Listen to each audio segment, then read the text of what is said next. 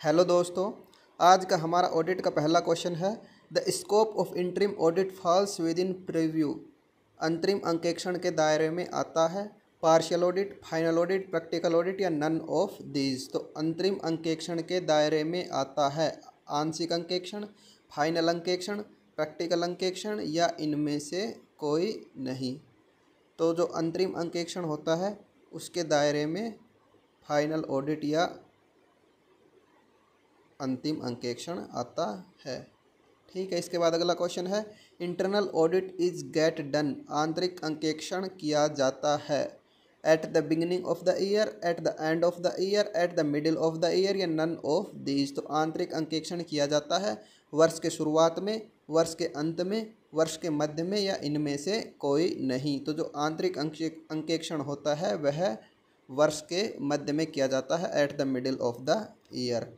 इसके बाद अगला क्वेश्चन है management audit is compulsory, voluntary, both A and B या नन ऑफ दीज। प्रबंध अंकेक्षण है अनिवार्य, स्वैच्छिक, ए और बी दोनों या इनमें से कोई नहीं। तो जो मैनेजमेंट ऑडिट होता है वह वॉलंटरी होता है या स्वैच्छिक होता है, या प्रबंध पर निर्भर करता है कि वह उसे करवा भी सकता है और नहीं भी।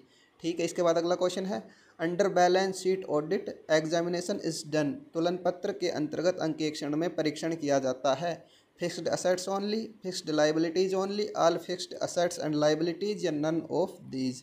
तो तुलन पत्र के अंतर्गत अंकेक्षण परीक्षण में किया जाता है केवल अचल संपत्तियों का परीक्षण, केवल निश्चित देनदारियों का परीक्षण, सभी अचल संपत्तियों और देनदारियों का या इनमें से कोई नहीं। तो जो बैलेंस शीट ऑडिट होती है,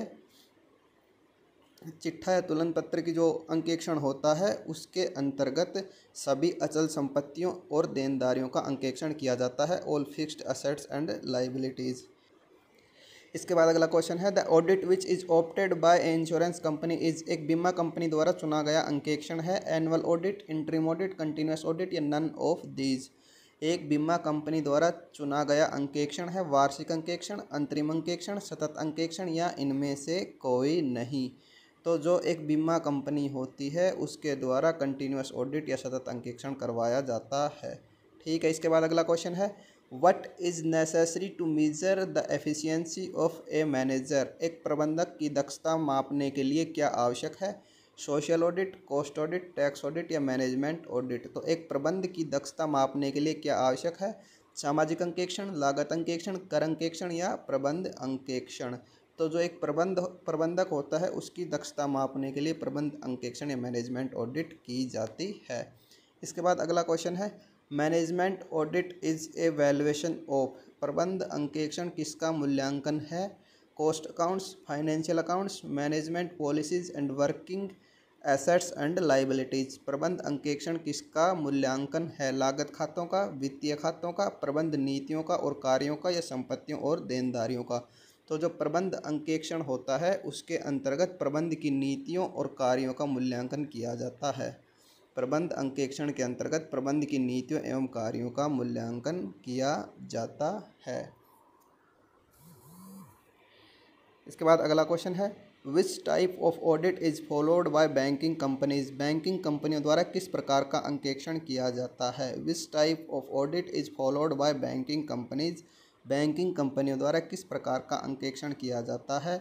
annual audit, interim audit, continuous audit या पार्शियल ऑडिट। बैंकिंग कंपनियों द्वारा किस प्रकार का अंकेक्षण किया जाता है? वार्षिक अंकेक्षण, अंतरिम अंकेक्षण, सतत अंकेक्षण या आंशिक अंकेक्षण। तो जो बैंकिंग कंपनियां होती हैं उनके द्वारा एनुअल ऑडिट या वार्षिक अंकेक्षण किया जाता है। इसके बाद अगला क्वेश्चन है continuous audit is beneficial for. सतत अंकेक्षण लाभकारी होता है बैंक्स, रेलवे, इलेक्ट्रिक कंपनीज या ऑल ऑफ दीज। तो जो सतत अंकेक्षण है वो किसके लिए लाभकारी होता है? बैंकों में, रेलवे में, इलेक्ट्रिक कंपनियों में या उपयुक्त सभी में। तो जो सतत अंकेक्षण होता है वह बैंक, रेलवे, इलेक्ट्रिक और ऑल ऑफ दीज आंसर हो जाएगा उपयुक्त सभी में। ठीक है, थैंक यू।